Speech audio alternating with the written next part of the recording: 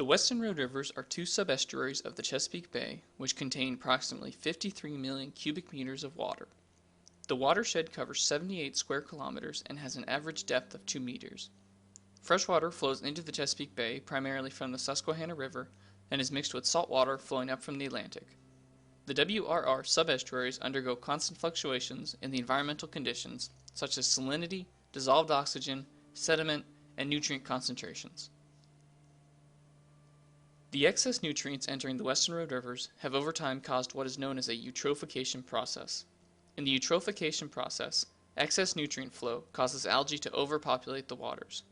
The excessive algae growth clouds the water, and thus subaquatic vegetation on the riverbed doesn't receive sufficient sunlight to sustain life.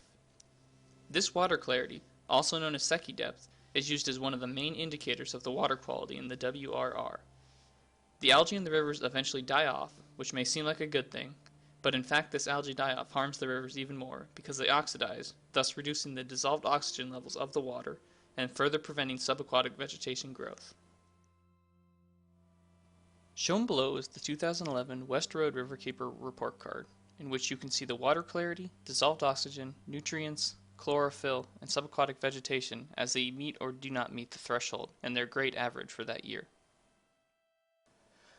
The West Rhode Riverkeeper Incorporated is a nonprofit organization established in 2005 with the mission to reduce pollution, enforce environmental laws, and promote restoration in the Western Rhode rivers. The organization is funded through grants and the community through fundraisers and donations.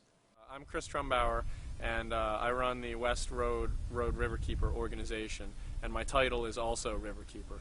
So we're a nonprofit organization, and we really exist to stop pollution from going into the Western Rhode rivers. We're here in Anne Arundel County in Maryland.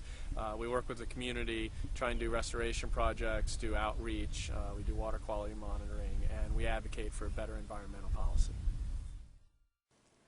The local Maryland watermen are citizens who make a living from fishing and harvesting fish, crab, and oysters from the Chesapeake Bay and its tributaries.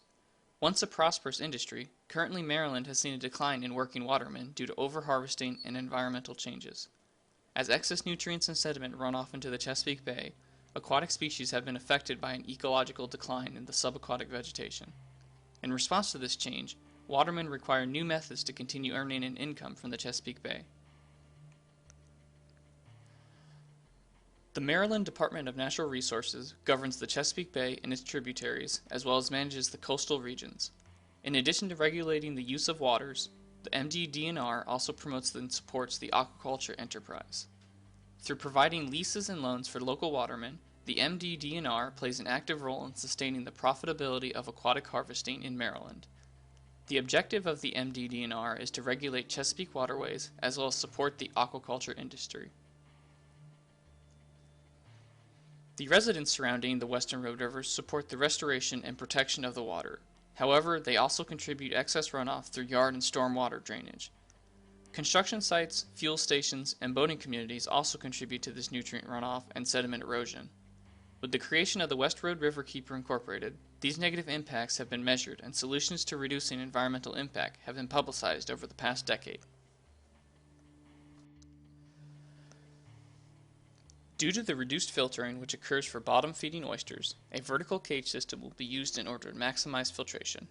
The cage system will be based on a previous study and allow for optimal oyster filtration rates. The cages will be anchored to the river bottom with deadweight anchors and lifted with trawl floats. The cages will consist of triple-stacked trays capable of holding 3,000 market-size oysters each. Due to leasing and permit constraints, the proposed site, shown here, will be placed in the Rhode River, whereas the West River will be used as a control for the project considering the amount of leases already in place.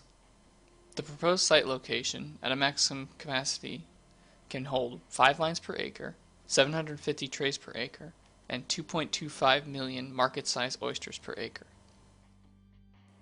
The first alternative, remote setting, is a land-based operation requiring large tanks with cages to hold the shell to which the oysters will attach. The process takes approximately 10 days before the oysters can be placed in the water. The second alternative, nursery, requires buckets and floating upwelling systems for initial growth. The seed is placed in the buckets with microculch or crushed shell. The seed then each attaches to each piece of culch. This process requires approximately 21 days until the oysters are ready to be placed in the water. The third alternative, spat on shell, comes from the hatchery and are ready to immediately be placed in the water. In addition to these methods of grow-out alternatives, oysters can also be sold as half-shelled or shucked oysters. The method of analysis, shown below, includes evaluating the growth and survivability of the three alternatives for obtaining the oysters in the growth model. It then evaluates the amount of nutrients filtered with the two-dimensional tidal mixing model, while also evaluating the financial feasibility using a business model. Next, the design alternatives will be evaluated by a utility function, and finally the alternatives will be evaluated based on the cost versus benefit analysis. The purpose of the growth model is to evaluate the probability of having oysters reach market size, 3 inches in Maryland, within varying amounts of years, up to a total duration of 5 years. This length was chosen because the loan for the initial shell and oysters can be applied for 5 years. This probability is evaluated through the calculation of oyster biomass over time. The biomass is dependent on the environmental conditions of the Western Rhode rivers in order to grow, as well as biometric variables of the oyster. The purpose of the two-dimensional tidal mixing model is to determine which amount of oysters will filter the largest percentage of nutrients based on the least location suggested in the system design. The model that was developed for last year's method of analysis will be adapted this year in order to measure the filtration rate of the eastern oyster after the biomass has been calculated in the growth model. The initial conditions for the nutrient load, tidal flow, and oyster biomass will be used to run the model, which will then be input into 9 cells that represent the separate segments of the Western Rhode River.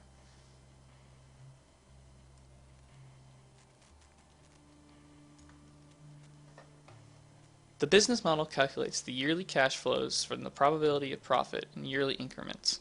The inputs to the business model include the output from the growth model, costs of oyster operations, selling price of oysters, the amount of time the model will run, and the demand for oysters. The growth model output indicates a 79% chance of market-size oysters within 3 years in the Western Rhode rivers. This simulation was run for 10,000 iterations in order to ensure a confidence interval of 95%. The two-dimensional tidal mixing model indicates that maximum oyster filtration rates are achieved with a 10 million oyster aquaculture system. This simulation was run at both 1 million oyster capacity and 10 million oyster capacity.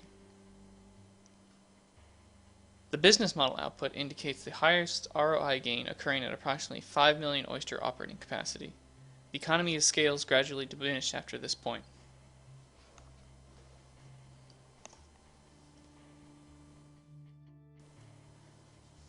Shown here is a utility diagram versus the cost of each alternative.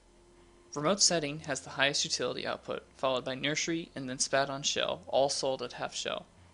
The alternatives are the same for shucked. Remote setting has the highest ROI at all levels of cost.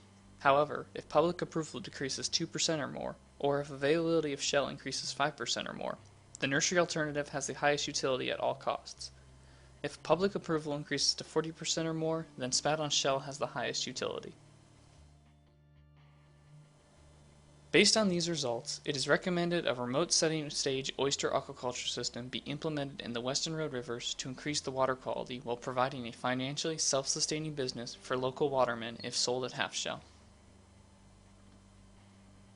Great. I think it's the 4th year of our partnership, and we've successively been getting more and more focused on actual tangible outcomes. And this was good because I think it represents a model that we can pursue.